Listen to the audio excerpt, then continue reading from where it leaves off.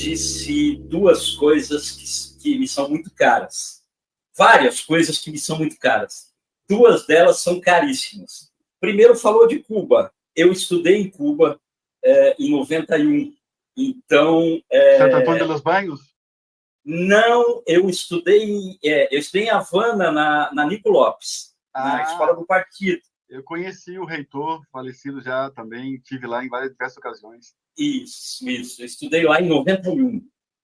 E a segunda coisa muito cara que o secretário me falou foi sobre Paulo Freire. Eu trabalho no Instituto Cultivo, a gente tem as nossas lives, enfim, mas a gente é um instituto freiriano. A gente desenvolve um projeto muito importante para a gente e para a sociedade, que chama Comunidades Educadoras. O Comunidades Educadoras, em linhas gerais, a gente tem uma pessoa da escola, um agente público que, como um agente da saúde, ao invés de esperar o cidadão, ele vai visitar a casa dos alunos para saber o que está acontecendo lá. É um princípio freiriano de ouvir as pessoas. E a gente desenvolveu esse projeto em vários lugares, inclusive Suzano, logo após aquele... Eu vou chamar de incidente, mas o termo é outro, né? Que aquele jovem invadiu a escola, enfim. Nós conseguimos diminuir consideravelmente, quase em 90%, mais de 90%, o índice de violência nas escolas de Suzano. Desenvolvemos em Belo Horizonte, durante a pandemia, foi o menor índice de evasão escolar da história da rede de Belo Horizonte. Hoje estamos em Araraquara e estamos indo para o estado do Rio Grande do Norte. Eu quero falar com o secretário sobre uma coisa que a gente vem observando no período pré-pandemia, no período da pandemia e no pós-pandemia. São os casos de adoecimento mental, tanto dos alunos da rede, quanto dos professores e funcionários da rede, tanto dos pais de alunos, porque essas visitas fazem com que a gente veja que na casa dos alunos também tem problema. Só para citar alguns números, em Belo Horizonte, 49%, durante a pandemia, tá? 49% dos alunos se diziam ansiosos ou agitados. Nas famílias, quase 20% das famílias tinham um caso de sofrimento e adoecimento mental. Em Araraquara, 44% dos estudantes ou familiar se dizem ansiosos ou agitados, nervosos, inseguros.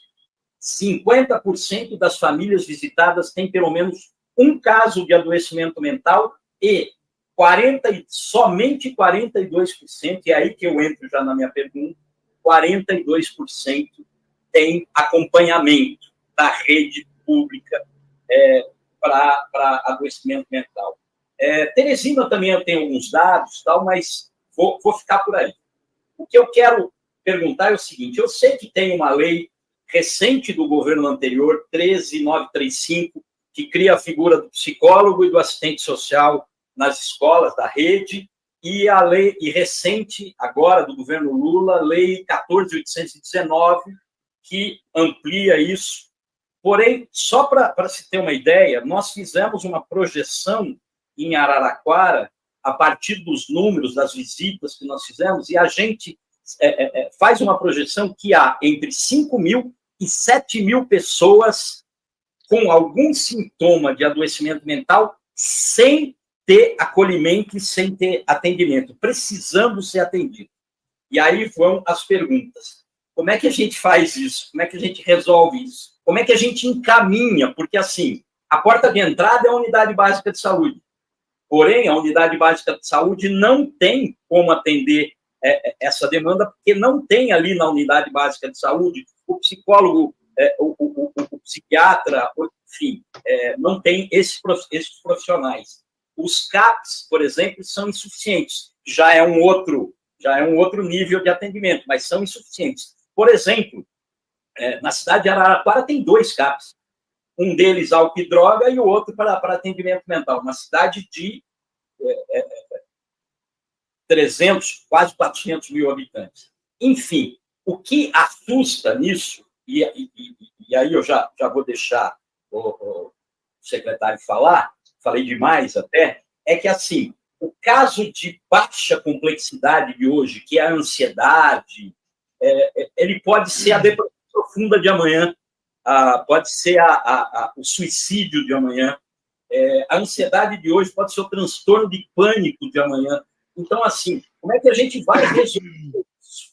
Não de forma emergencial, mas de uma forma, vamos dizer assim, sustentável, para não deixar esses jovens, seus familiares e também os profissionais da educação e toda a população brasileira sofrendo com isso. Porque antigamente a gente tinha uma visão de que a infância era um período extremamente feliz, né? Hoje a gente está vendo que esses jovens, que essas crianças estão com muito sofrimento e a gente precisa, de alguma forma, dar suporte a isso, resolver isso. Porque uma criança que tem na sua casa alguém com sofrimento mental, ou ele próprio, ou o professor, enfim, como é que essa criança vai conseguir chegar na escola e ter um desempenho, conseguir aprender, conseguir ter sua vida escolar normalmente. Desculpa ter me alongado, mas eu precisava falar disso para a gente poder entrar nessa discussão que é extremamente importante. Ademir, a sua intervenção foi muito rica e por isso eu acho que ela começou com reconhecimento de tantos valores que temos muito caros a você. Então, agradeço porque será possível abordar diversos temas que não são simples e vou tentar não ser prolixo na minha resposta. Primeiro, o governo do presidente Lula destinou no ano passado 90 milhões de reais para os municípios aderirem ao programa Saúde na Escola, que é um dispositivo da atenção primária onde as equipes de saúde da família no território vinculam-se a unidades escolares que vão desde a pré-escola ao ensino básico, fundamental, ensino médio até o EJA, com responsabilidades no desenvolvimento mensal de atividades nessa comunidade escolar, que podem ser realizadas diretamente pelas equipes de saúde, mas também por outros atores que possam ser envolvidos, como universidades, instituições, movimentos sociais, institutos como o seu, por exemplo, que podem se articular nas ações do programa Saúde na Escola. Nós estimamos a necessidade de um psicólogo a cada 15 mil pessoas na atenção primária. Nós lançamos, no ano passado, a retomada do financiamento das equipes multiprofissionais na atenção primária, que são as EMULT, que antigamente eram denominadas Núcleos de Apoio à Saúde da Família. Essas equipes, elas podem ser compostas por diversas profissões, onde nós temos um mínimo de 300 horas semanais para um principal modelo que a gente defende, de diversas profissões. E entre as que nós consideramos praticamente obrigatória a participar das equipes é o psicólogo e também o assistente social. Nós estamos com recursos neste ano, já para garantir, já credenciamos este ano mais de 4 mil equipes destas. E teríamos condições de chegar a praticamente 8 mil equipes implantadas.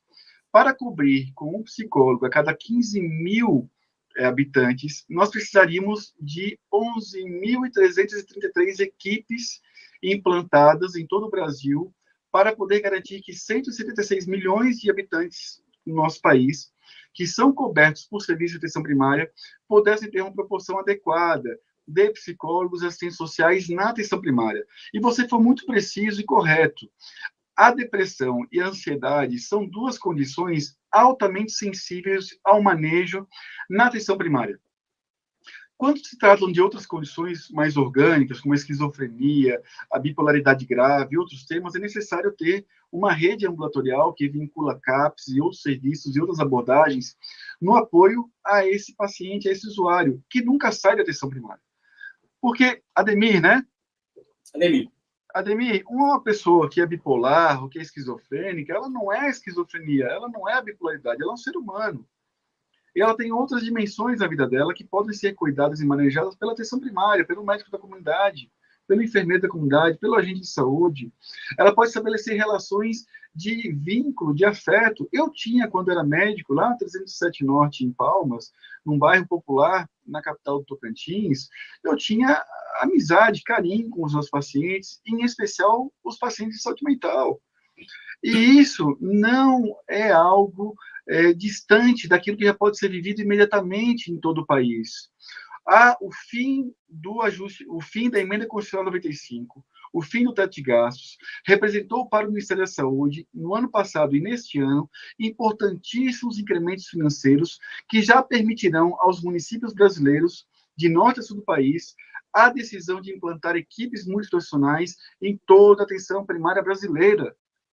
E nós temos estratégias, junto com a Secretaria de Gestão do Trabalho, Educação e Saúde, a SEGETS do Ministério, junto com a UNASUS, com a AVASUS, com diversas instituições, estratégias de capacitação, de treinamento, de especialização desses profissionais que atuam nas equipes multiprofissionais.